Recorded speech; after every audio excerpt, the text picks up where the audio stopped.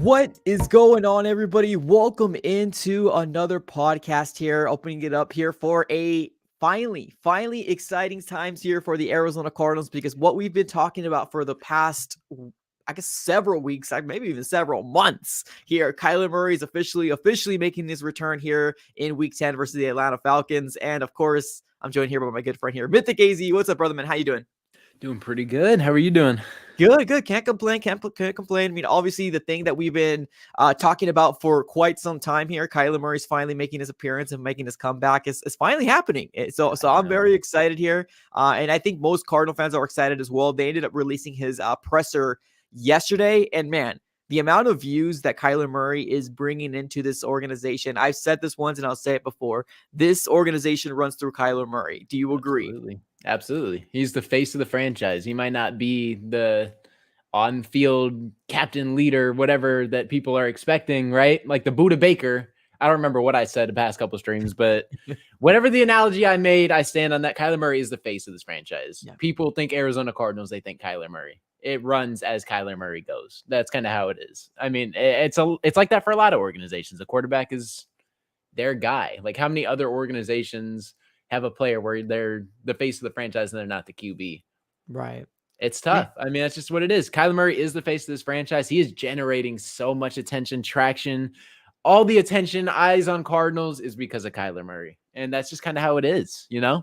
And that's even outside Cardinal fans as well. That this goes for other fans of the NFL as well, because believe it or not, bets or sports betting is such a big thing here, right? You don't exactly know what's going to happen with the Arizona Cardinals, and we've been very unwatchable, especially this last week here when Clayton Tune ended up starting. But now that we're getting our franchise quarterback, we can be looking at maybe a different type of play for the Arizona Cardinals organization. So I'm excited. I'm excited about maybe stacking up some wins with the franchise quarterback, because, man, with his play comes a lot of storylines, comes a lot of intrigue, a lot of eyes on our Cardinals. So super excited. But let's dive into this presser. I feel like there is a lot of excitement, especially obviously with me and you. But what are these big key takeaways that you want to talk about here from Kyler Murray's presser yesterday?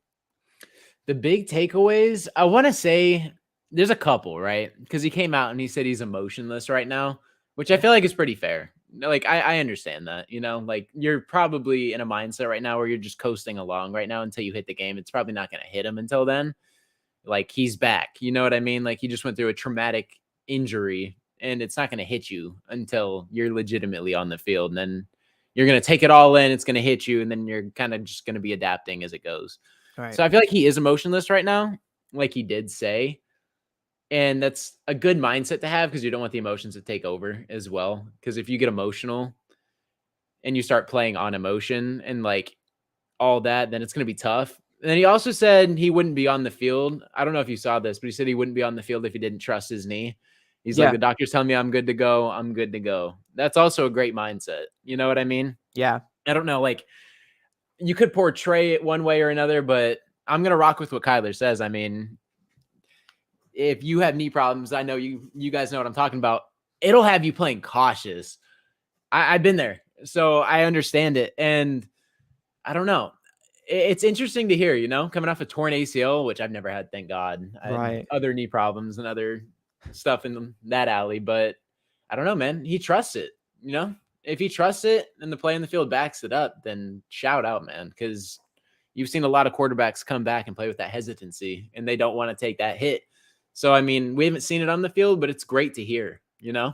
Yeah, no, I agree. Definitely some good takeaways there. Let me give a big shout out to my guy AZ Fan 1998. He says K1's going to make everyone remember who he is, and I think that's kind of what we all hope, right? That's what we're all hoping here from our franchise quarterback, because although we believe that this might be a winnable game, and I hate saying that word because of just what it brings to my, never working out for me this year, but yeah, this Atlanta Falcons team is still scrappy. It's still a team that's going to want to fight and win. But I guess a couple takeaways that I had in my mind for Kyler Murray's presser was the fact that JG came up to him and almost kind of not so much downplayed the return, but like almost kind of said like, hey, obviously you're coming back, right? Don't force it. Not so much don't force it, but like the way he described it was like, hey, not a big deal. But for Kyler Murray, it is a big deal. It's one of those things where, like, anytime he's going to be in the white lines, like, he wants to win. Like, that's his mindset. He wants to win.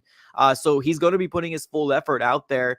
Now, obviously, a lot of the questions were surrounding the idea of, how he feels and can he play. But another takeaway is that, like, he doesn't know truly until he's on the field, right? Yep. It's one of those things where we've talked about it multiple times on this podcast where, like, you can only do practice reps for so much, right? You're going to have to go into real game time play to really come out here to test your knee. And I'm excited. I'm excited to see what Kyler Murray is going to do. And hopefully, obviously, I think we're all going to be watching, and hopefully we're going to be seeing the Kyler Murray of old, but we kind of agree we might be seeing some bumps and bruises along the way, with maybe not seeing a Kyler Murray fully good go, right? Yeah. Do you agree with that because of the knee?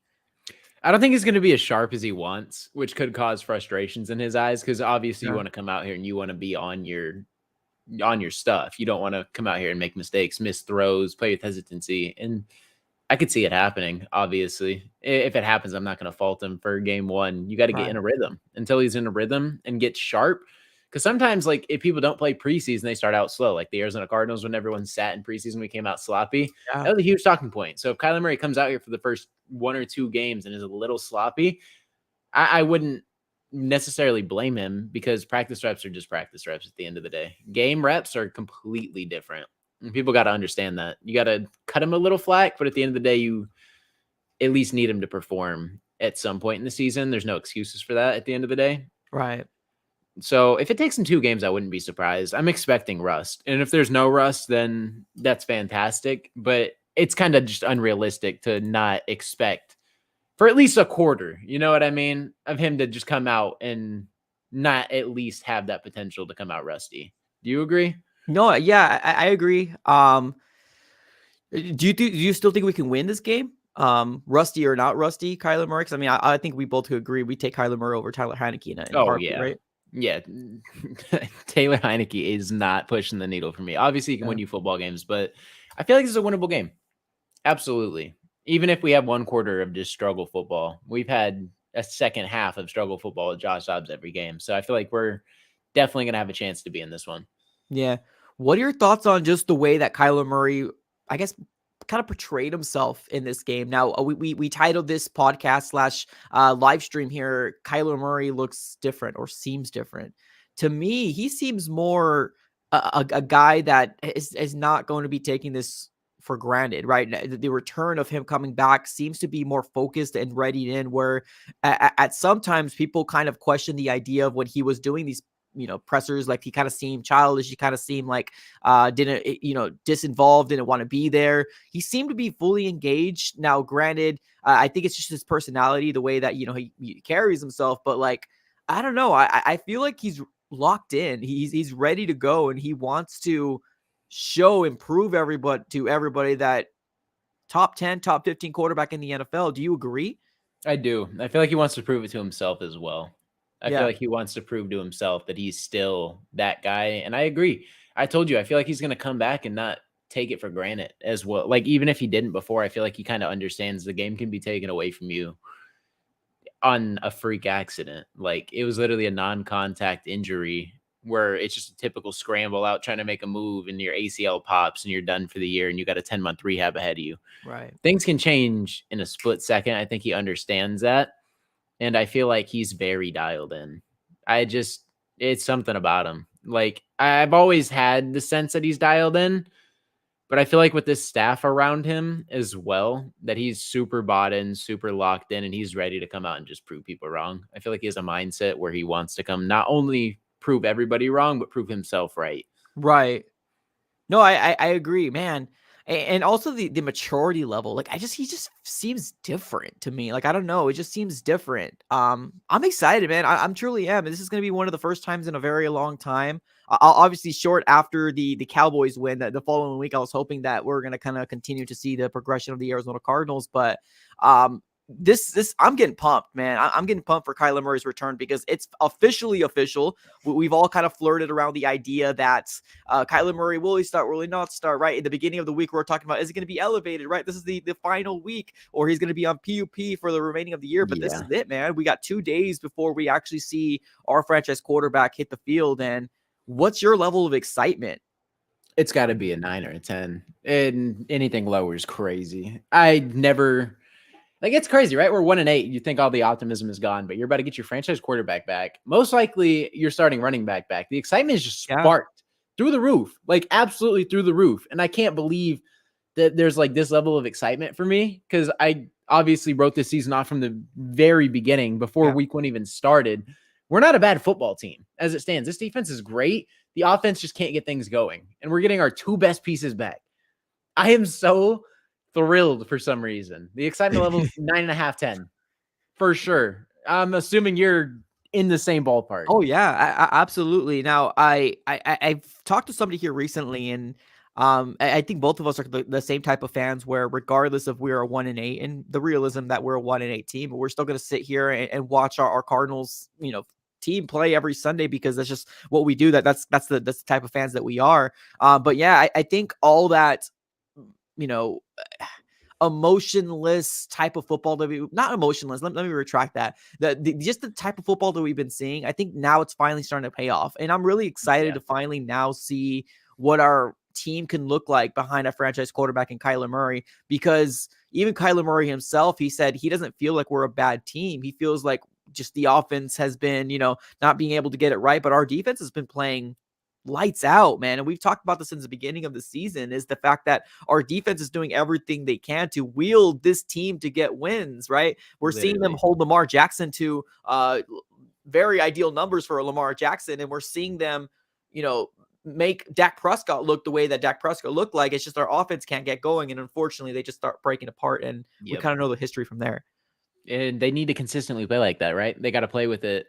Same mentality, same focus, same ability when Kyler's there. And if they do, if they're able to withhold the performance that they played through the first 9 games so far in this back end of the season, we're going to be able to pick up a couple wins for Yeah. sure. No doubt in my mind, especially if James Conner and Kyler are back there. No doubt. Absolutely zero doubt in my mind that we're going to get at least 2 to 3 wins. Yeah. No, I agree. I'm gonna give a shout out here to my guy Sports Hits here. He says, Mike and Mythic, it's time to lock in on Sunday. Let's get this damn W. It's Let's about time. freaking get it. I am so ready. So ready. And if we get a win, man, oh man. Whew.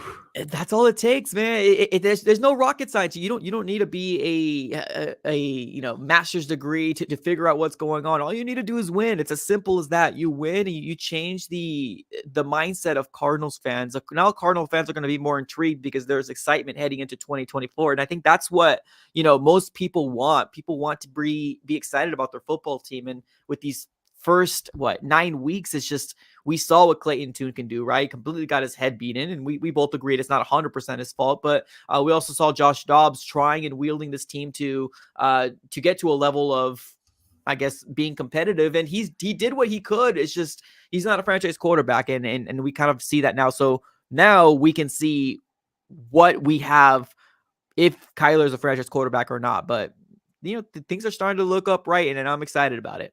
Absolutely. Super pumped. So we got the Atlanta Falcons this weekend. I think we kind of already talked about how of a gritty team this is, right? Kind of a scrappy team. And I don't think this is going to be an easy win for the Arizona Cardinals, especially because Kyler Murray is coming back in. We know the circumstances that we live in, that there might be some rust that he's going to have to, put out. But Oh, yeah. a win is hopefully something that we'll see. I think we also need to prepare ourselves that maybe a loss as well, right? You Because have to. It has to be in the mindsets. yeah. I don't want to hear it. I don't want to see it, but it might happen.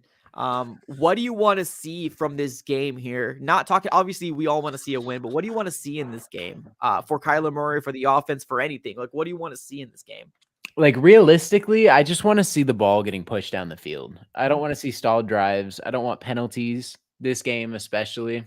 I want this offense focused. Even if there's 3 and outs, I don't want penalties. I want the ball to be moved down the field on drives. I want potential opportunities for points so that going into future weeks, you'll be like, okay, this offense can get the ball moving. And it's not like last week with Clayton Tune where he looked abysmal and you literally could not push the ball down the field. Like, no matter how good a field position you had, you could be at the 50-yard line. We're not going past the 45. Yeah, So I do want to see the ball getting pushed down the field in terms of like deep shots as well, right? Because we've seen Josh Dobbs and Clayton Tune. It feels like the OC, obviously Drew Petzing, feels like he just doesn't have the ability to push it down either one of them because there were not many deep shots taken. It was a lot of rollouts, dink and dunk. bootlegs, dink and dunks, screen passes, just Yeah, like keep everything within 15 yards and under. And it's very hard to win football games when they don't respect anything and you can like literally play within 15 yards of just like containing. yeah, We have deep threats on this team, right? It's not like we don't have a deep threat. We have Hollywood Brown. Hollywood Brown is one of the fastest players in the entire NFL. You're going to have shots.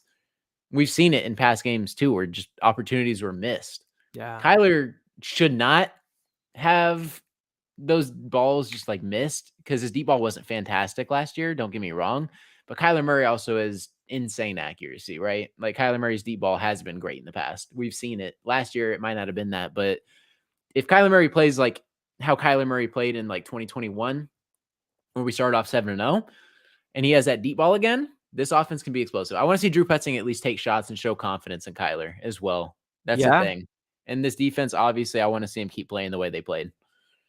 Well, I mean, there should, I mean, realistically, like thinking here, there should be no restrictions, right? I think we've heard Drew Petzing kind of come out here and say that we're not going to limit him, but also the Especially in fact the that, run game. yeah, so we need to figure out like what this is here right now. I think we do agree that the rust will be there, but like I don't want to see a limited Kyler Murray. Now, I'm not saying run this man to the ground. I'm not saying, Oh, yeah. but the idea of like what we've seen with Josh Dobbs, I still think that is a really good game plan coming through, right? Like your bootlegs, your design quarterback runs, but the deep shots is what was missing so badly in this offense. And we're all hoping that this is going to translate to your franchise quarterback and be able to connect those deep balls, right? Either to its Rondo Moore or a Marquise Hollywood Brown.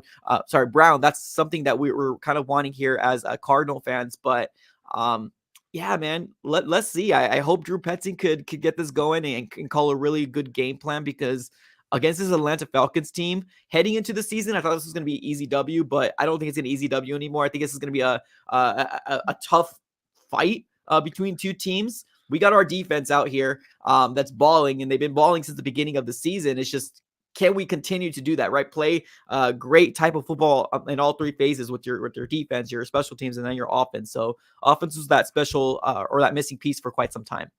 Yeah. And if James Conner does play, which it's trending pretty positively, Yep. if I'm not mistaken, Mm-hmm. if he plays, that's just another thing to fall back on. I feel like James Conner is going to kind of be that safety blanket Yep. where even though he's coming off injury too, I feel like he's going to be a lot more comfortable. Obviously, not coming off a big time major surgery.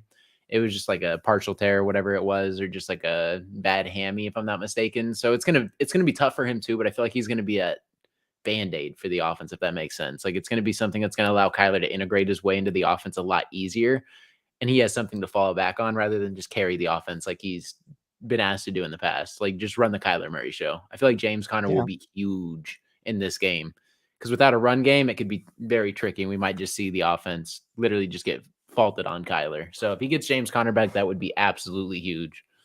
Yeah, no, I agree. I think James Conner is a huge pivotal weapon for the Arizona Cardinals to bring in here. And it all kind of seemed like the stars were aligning for the Arizona Cardinals right now. Obviously, when it was bad and everybody was getting hurt, it didn't feel like this. But now that Kyler Murray is coming back and made finally official, and JG actually said he's going to start, man, it would be so cool to have your weapon back. Now, Michael Wilson would also be huge as well because we didn't have him last week. Now, there was some updates pertaining to Will Hernandez and DJ Humphries. Right now, they're questionable. They're not out. They're not doubtful, which is good. Hopefully, fingers crossed. But right now, they're questionable heading into week 10.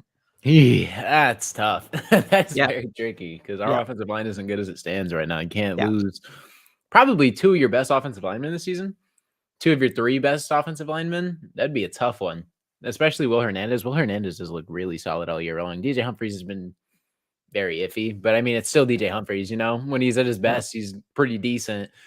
When he's at his worst, he's not looking good at all. So Right. like last week, for example, he looked abysmal.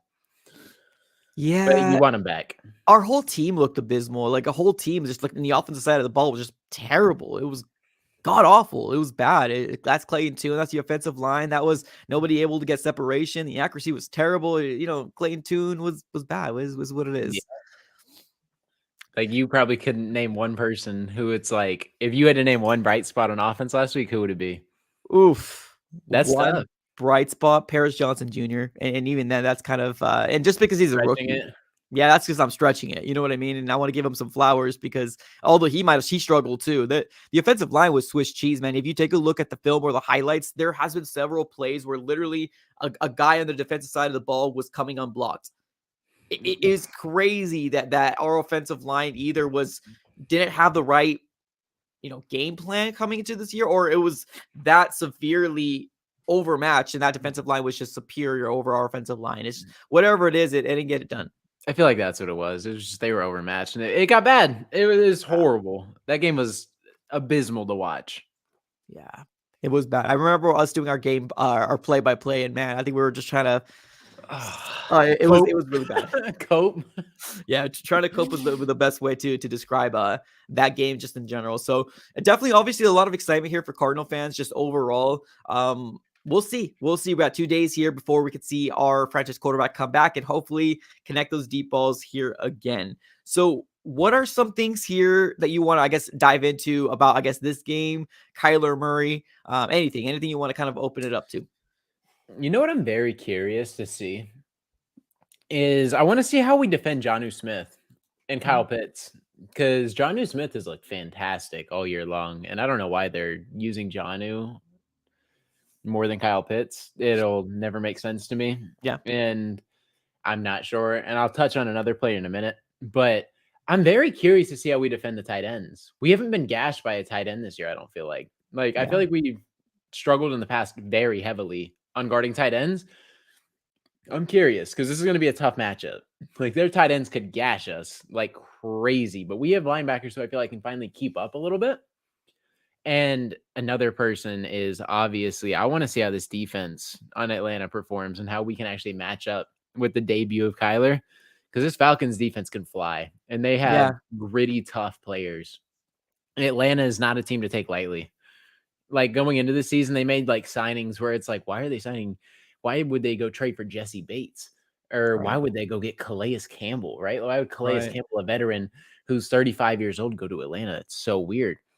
And it just seems like they have like a night, like, I don't know if it's a culture, but like they're trending in the right direction. Yeah. That's kind of how you want to build it.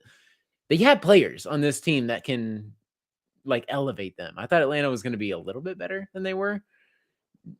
But I mean, or a little bit worse. Sorry, not better. Yeah. I thought they're going to be a little worse than they are. And it's kind of shocking that even with no quarterback play, that they're still able to win football games, especially with the underutilization of Bijan Robinson, Drake London, and Kyle Pitts. Right. It's insane. Like, they literally, it feels like they haven't got any of those three involved. Like, Kyle Pitts had one good game. Bijan Robinson had like a great start to the year. And then Drake London, haven't heard much from him at all. And it's like they took these guys in the first round. All these guys in the first round, and they're just not getting utilized. So it's so weird how they're winning games. You just can't take them lightly because I wouldn't even call it steal because the Cardinals are 1-8. Like, they could easily walk away with this. Yeah, no, I agree. Right now, the Falcons are sitting at 4-5 on the season, where obviously the Arizona Cardinals are in the bottom of the division. Sounds a little familiar, like usual, but they're 1-8 here on the season. But we kind of been talking about for a little bit here that we're just missing our quarterback, and I guess you can kind of say the same thing for the Atlanta Falcons, where they're 4-5, but Desmond Ridder, Tyler Heineke, I mean, they might be looking for a quarterback here in the next upcoming draft, or maybe a free agency pickup here for them. But this is it.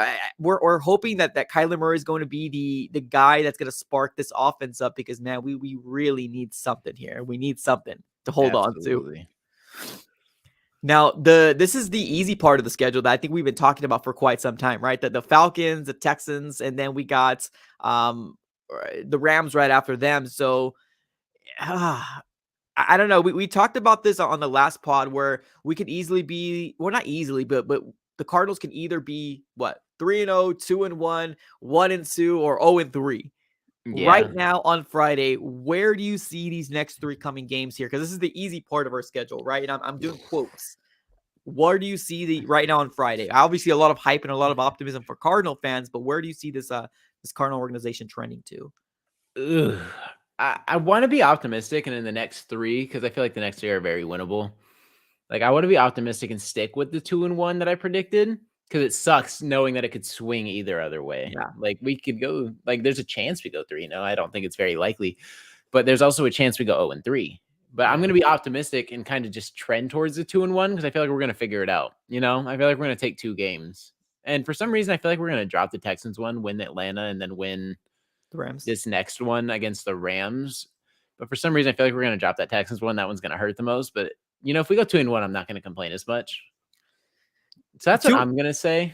Yeah. What are you feeling? 2-1, I think it's that's optimism for sure. I want to be optimistic. I want to say 2-1 as well because I want to feel optimistic about my team here moving forward. Bro, if we go anything but like 1-2 would be pretty bad as well. And then obviously 0-3 would be the worst. I can't imagine the storylines, man, if that's the case. But we got to prepare ourselves first for something, right? Yeah, we got to prepare ourselves because we know what the roster is too. Because the offensive line more than anything. Because if you look at our roster offensively, I feel like we got weapons, right? We got a rookie rookie wide receiver in Michael Wilson that there's definitely some promise. But we got Marquise Hollywood-Brown, Rondale Moore if he could stay healthy, which he has been so far. This guy can fly as well, so. But we still don't have that number one dominant wide receiver. And I think that's kind of one of the big focal points. But we got a dog in the running back and James Conner if he comes back. I feel like this offense can click. It's just the fact that we just haven't seen it yet in a consistent basis. We haven't seen everybody fully healthy and ready. And if Michael Wilson's good to go, this is probably the closest we've been to healthy because James Conner's coming off injury, Kyler's coming off injury, Michael Wilson's coming off injury. So obviously no one's 100%. No one's ever 100% in the NFL. That's just how it is. After week 1 or 2, everyone's banged up for the rest of the year. It's just if you can play through it, So I don't know. It's interesting. It's very interesting to say the least. And I'm at least being optimistic, which could be dumb of me because putting expectations on this team, man, it's not a smart thing to do. Right. It's not a smart thing to do. So, we're blindly optimistic, but you're also getting 2 of your best pieces back. So it's it's hard not to be, because we just watched 9 games of just football where we were expected to lose every single game. But the first 4 games had me optimistic and then I just got let down. And then now we have a little more optimism, So I think there is a realistic chance, though, that we can pull off some wins here. Do you think if we weren't showing at least a competitive fight, we won't see Kyler Murray? Or do you think we'll see Kyler Murray regardless because he wants to play? Because he almost kind of made it seem like he was ready. Like, this isn't the first week he was ready. He almost kind of made it seem like he was ready at least a week prior to this one. I think he was, too. We kind of talked about that. We did. Last pod, where I feel like Kyler could have played 1 week ago for sure, but I feel like they're holding off. And maybe it was because of James Conner, right? Maybe they just wanted to pair him up together. Yeah. We don't want all the pressure to fall back on you. We want you to have some stability in this offense. Maybe that's that and the Browns. Or it's the Browns too, like we talked about too. This is another topic there. The Browns are gonna just come in here and flat out destroy this line and happen. That could be a confidence killer. You know what I mean? True. So maybe they're just okay, let's go ahead and ease them into something because you're not gonna have an easy matchup in the NFL. That's just not how it works. Yeah. But you're going to have easier matchups for sure. And this might have been what they did, or they paired it up or anything. But I feel like Kyler has been ready. I feel like Kyler could have went and they just kind of played it safe. Yeah, I agree. Now, obviously, I don't think what we've seen Clayton Tune go through, I don't think we want to see our franchise quarterback go through that because recency bias, like we talked about multiple times and things that happens, man. Imagine the storylines heading, and not just Cardinal fans and national media, how much they would roll with that and saying, oh my God, this guy is so bad, so washed. And that could ruin some sort of confidence here in a franchise quarterback. But I mean, it's time to put up or shut up now, man. We'll see what happens with our franchise quarterback because we were in games, right? Out of these 9 games that we played, I could confidently say at least 5 of them were definitely winnable, or 6 of them were definitely winnable. And that's with Josh Dobbs in the helm, right? And if Josh Dobbs continues to, continues the storyline with the Vikings, it's just going to be more people talking bad about on Kyler Murray's name and being like, oh, we should have kept him over Kyler. Look at us. Yeah. So, see, that's the debate that I will never understand is the Kyler Dobbs one. have been so honest from the jump. I feel like Josh Dobbs has always been the better quarterback and still is better than Clayton Tune. And I don't really feel like that's like anything like insane. Like I feel like it's just pretty common sense. I mean, it's a vet versus a rookie. But I don't necessarily agree with trading him away unless you're really just not going to re-sign him at the end of the day. Like if Right. you're not going to re-sign him or he's going to command too much money, then I understand it. Get an asset back. But if he like really wanted to be in Arizona, that's a tough loss. But there's no argument for Josh Dobbs versus Kyler. Like, let's be serious. Yeah. Right? Like, I mean, Josh Dobbs is in a perfect position, still rooting for him, honestly. Like, I really am. Because I don't know, for some reason I like don't hate the Minnesota Vikings or Yeah, the I don't either. Cincinnati Bengals. Like those are like the two like franchises I can kind of like get behind the Chargers too. But like, I don't know. I feel like that debate has always been dumb, you know? Did you hear the most recent clip from Josh Dobbs? Apparently, he was on a No. podcast. And I see Bird Gang mentioned it in the Yeah, comments right here. I did not. I saw the clip, I bookmarked it, and I was gonna go watch it after the podcast. Did you watch it? I did. Yeah. So the way that they described it was like JG, like the title, the title was like JG lied to Dobbs. But the way he describes it, it doesn't seem like there's really any like will. I think he understands the business of it all. But basically, how it went was that the moment after the Ravens game, JG told him, "You're QB number one, right? You're QB number one." That day, like we all know. But the following Monday, he pulled him in and said, "Hey, we're gonna go with Clayton soon." Now I think there was also mentioned the fact that Kyler Murray might be coming back. So, and then they told him, "You're not gonna get traded or anything like that. You're good to go. All we need to do is kind of ramp up Kyler Murray coming back." So Josh Dobbs is like, "Okay, cool. I mean, Kyler Murray's it's good." Literally, dude, the next day with trade deadline, which is on Tuesday, he was told he wasn't gonna get traded, and JG told him straight up. And then they said his agent told him, "Hey, you might get traded." And then Tuesday came around, and boom, he got traded to the Minnesota Vikings. So the way that it all kind of played out was Wow. like, I don't know, it just feels like very Cardinals esque. The way that it all happened.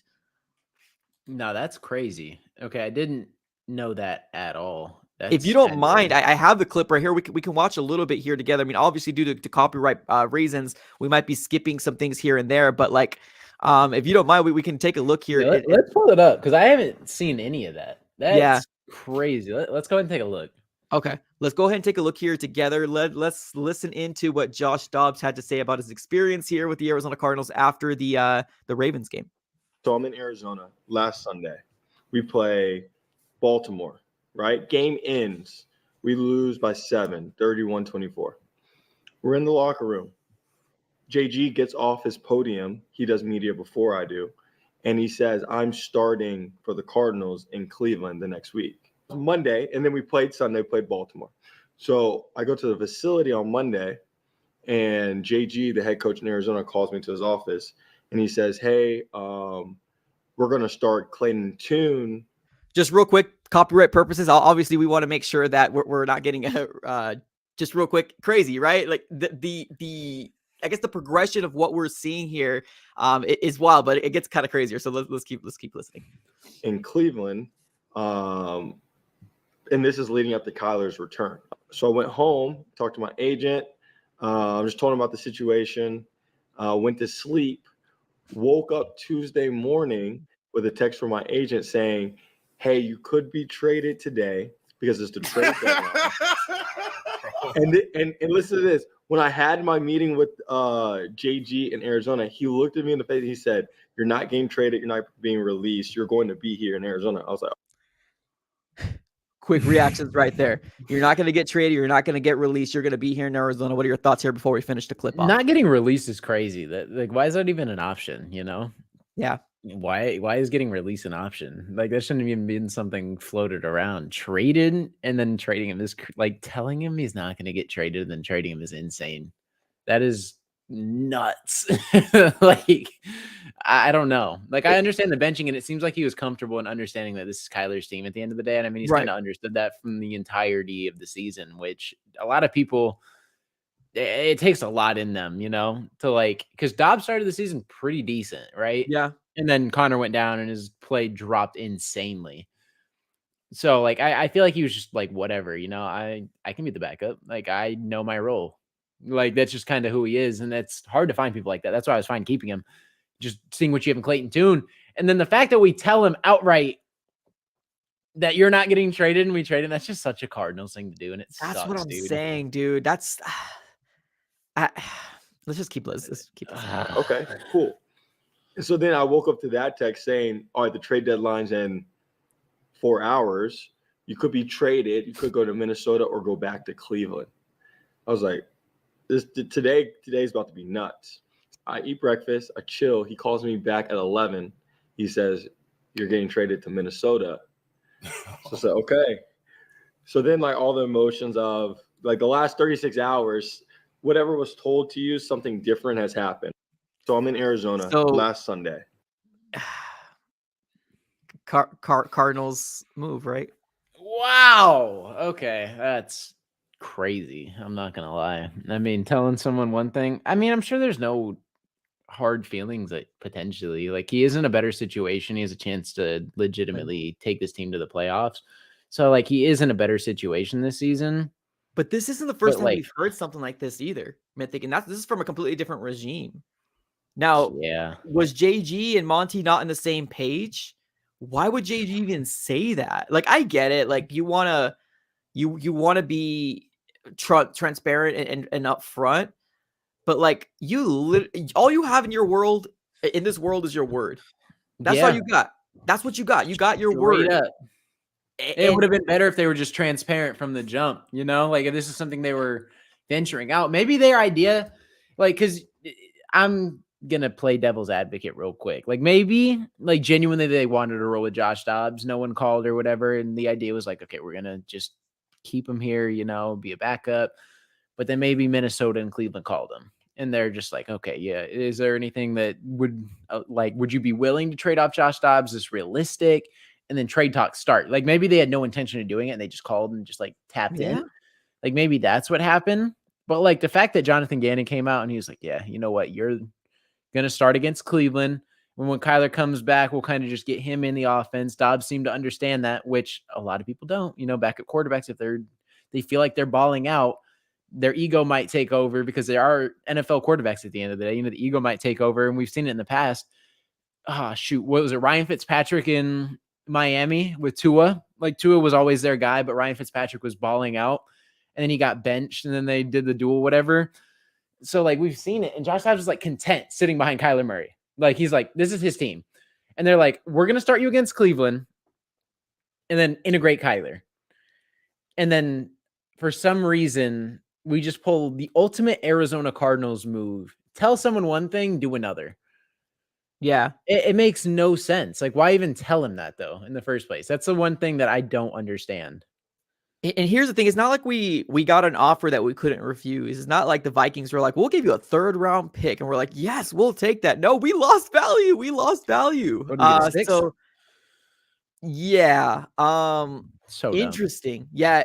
And obviously, I think the people who have been watching here, you all know where we stand, right? We'll take the takes that we did to our grave, but like we've never once ever said traded Josh Dobbs. Absolutely not. Ever. Absolutely not. Like he could be a 3rd-string quarterback for a week or 2 or 3, you know, like let Clayton Tune take over for a whatever and just see what you have because he is a rookie on a rookie contract. Like if he pans out, we'll save you some money. Perfect. Cool. If not, you know what you have in Josh Dobbs. You have a backup quarterback, right? Yeah. And then you pay him. Because you know he is a backup quarterback. But if he asks for too much money, you could just let him walk. You know what I mean? Like if he commands too much money and he wants to go become a bridge quarterback, I'm not going to fault you as a GM. You know, if you have $12 million sitting on the table and I'm only willing to pay you 4.5 or 4 to be a backup quarterback here, go take the 12. I'm not paying you the 12. I am happy for you, right? Go take that 12. Go be a bridge quarterback. Go do whatever you have to do. But like at the end of the day, if he commands too much, you let him go. You don't trade him for a 6. What was it? A 6, right? And we traded a 5th to get him. Yeah. Yep. Insane. Let me ask you this real quick. And I know we're kind of going a little over here, but do you think he was obviously perfect situation, right? And I think we both agree that the Vikings organization, Noel, as well as their team this year is better than the Arizona Cardinals, and they might have a full shot to make a playoff run. And we hope nothing but the best for him in his endeavors. But like, do you think one of also the reasons is because obviously we're ramping Kyler Murray up as well. Do you think he was also shipped off for a level of not getting the fan base to scream Dobbs's name if Kyler Murray does struggle out the gate to avoid the distraction? I have no idea. I have no clue. That's such a weird question. Or not weird question. That's such a weird thing to think about. Yeah, no, I agree. Because you're like, I don't know what's floating on the head, right? Like, I don't know why Monty would even pull this trade off, you know? I don't know why Jonathan Gannon told him he's a starter and that materialized. Because it seems like there's no transparency, right? Like, oh, we had no intention of trading you or whatever Minnesota called, and then we want to put you in a better position. You know what I mean? So I don't know. It's tough. Monty trading him is the most insane thing after telling him that, though. Like, why? Yeah. Now, I want to see Clayton Tune as much as any other Cardinal fan out there, but we know now that, yes, it's worth paying him if he was our backup quarterback. But now we're kind of living in a world where, okay, well, let's just let, Clayton Tune continue to progress. And let's hope Kyler Murray can stay healthy for the remaining of the year, right? Fingers crossed is what we're all kind of dealing with. I don't know. I know I've heard somebody talk about GMs do also think of that as well, the distraction. Now, I don't think we say that, like me and you are in the boat where Josh Dobbs can be anywhere near where Kyler Murray is. But if we do see a struggle or we do see a regression or do see something bad from Kyler Murray, there is going to be a portion of the fan base. We've said it multiple times that we are very, very what happens recently type of thing, right? A recency bias type of fan base that we can very well see people saying, oh, it's Dobbs time, right? That's just the reason why we shouldn't do this. I feel like there was a level of maybe that kind of crossed their mind. Maybe it wasn't the full reason as to why they traded him, but to alleviate any distraction being that is either going to be Dobbs or Kyler's team, it's Kyler's team all the way, right? I don't think it was malicious or anything like that, but I do think that there was a level of let's avoid distraction. Let's get a pick back. Yes, we lost value, but he has a better chance of competing in Vikings versus the Arizona Cardinals to avoid some sort of distraction out there. Conflict. Do you think there was any disconnect between Monty and JG throughout this whole process? There has to be. Jonathan Gannon was very set on Dobbs. There has to be. And then a trade materializes. And it's kind of hard for me to sit back and just like assume that like Jonathan Gannon just like bought in, Right. There has to be some sort of disconnect. There has to be. Like did Monty just get a call and just like, it's not like it's an insane offer, right? That's what I'm saying. Like Minnesota seemed like a team desperate to get a QB. Kirk Cousins just went down. Yep. And you're telling me all we get in return for Dobbs, who is a known backup quarterback, is a sixth? But also too, that was the best opportunity for you to fleece somebody. That's when you put somebody over a barrel and you make them pay for what they want their season to be. Because if they rolled with whoever was other than Dobbs got him the win, right? We've seen the underdog story, and they probably could have paid more. It's just I feel like we settled, unfortunately. I feel like we could have got a fifth at least. Like at least. Like I mean, I would be absurd and I'd be like, yeah, the 4th round pick, I mean, even if you don't feel it, I'd be like, yeah, Josh Dobbs has shown enough for us to long-term backup, blah, blah, blah. I'm not trading anything less than a 4th round pick. Then you gain value, and like at the very minimum a 5th, somehow a 6th. A 6th? We both agree that the value wasn't as much as most Cardinal fans wanted it back. And I think that was one of the biggest things that people said out there. So, I mean, it is what it is at this very moment, right? It's crazy to look back and see how it all transpired, because although we know that, players get moved off of it, it's a business, but sometimes you forget the human aspect of it all, right? And how badly it affects a specific person to uproot their life and being moved across country again, because you go from Cleveland to AZ and then to AZ to Minnesota. It's a big change and a big drastic move. And especially when you were told by a guy that brought you in saying, no, you're not going anywhere, buddy. Less than 24 hours later, you get shipped off. It's not a good look again for Arizona Cardinals organization. And I get it. In the grand scheme of things, it's a business, right? And I think Dobbs gets that. It's just the story trying to relate as person to person, it's crazy. It feels like he tried to buy in as much as possible. Yeah. Right. Like he understood. He's like, listen, I know it's Kyler's team. At the end of the day, I'm going to do my role. And that's just what it is. Like, I'm just playing football right now at the highest level possible and just like maintaining. And then you tell him flat out, like, oh yeah, you're not getting traded. And then whatever happened, because we have no clue, right? Like I don't know where the disconnect was. Like, I really don't. I don't know how this even materialized, because at the end of the day, who's the one taking the calls? We You should know? have known when we heard that JG started to watch film, and that was when the decision was made. Like, how are you not watching film any other weeks other than this one? We should have known. Right. Maybe But Monty just, because Monty's the one picking up the phones, man. yeah. Jonathan Gannon's not. So maybe there was Yeah. like a legitimate disconnect, which I don't know. But it's crazy. That's kind of nuts.